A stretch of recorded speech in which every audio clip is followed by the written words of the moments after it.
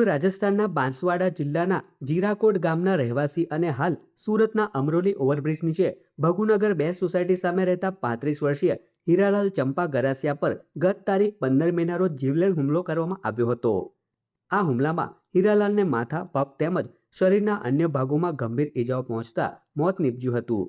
સમગ્ર મામલે અમરોલી પોલીસે ઊંડાણપૂર્વક તપાસ હાથ ધરી હતી, જેમાં પોલીસને મોટી સફળતા મળી છે।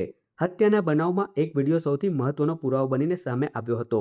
સામાન્ય રીતે ગુનેગારો ગુનો છુપાવવાનો પ્રયાસ કરતા હોય છે, પરંતુ આ કેસમાં આરોપીએ પોતે જ બનાવેલો વિડીયો મૃતકના પરિવાર સુધી પહોંચી જતા હત્યાની ઘટનાનો ભેદ ઉકેલાયો હતો।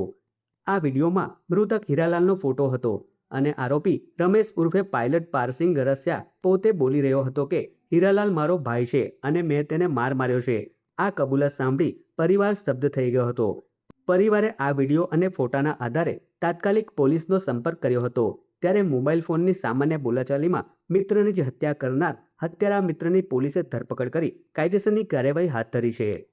ગત તારીખ 16/5/2026ના રોજ અમરોલી પોલીસ સ્ટેશનમાં એક એડી દાખલ થઈ હતી। બનાવની વિગત એવી છે કે ગત 15 તારીખની બપોરના અમરોલી જે બ્રિજ છે એના નીચે એક હીરાલાલ ચંપા ગરાસિયા કરીને જે મરણ જનાર છે એની ડેડ બોડી મળી હતી અને જે આધારે અમરોલી પોલીસ સ્ટેશનમાં પહેલાં એડી દાખલ થઈ હતી અને ત્યારબાદ એડીનું પોસ્ટમોર્ટમ કરાવતા ડૉક્ટરશ્રી દ્વારા જણાવવામાં આવેલ કે આમાં જે મરણ જનાર છે એને માથાના ભાગે ઇન્જરી થયેલ છે। જે આધારે પોલીસને સસ્પિશિયસ લાગતા પોલીસે આગળ તપાસ ચાલુ કરી હતી।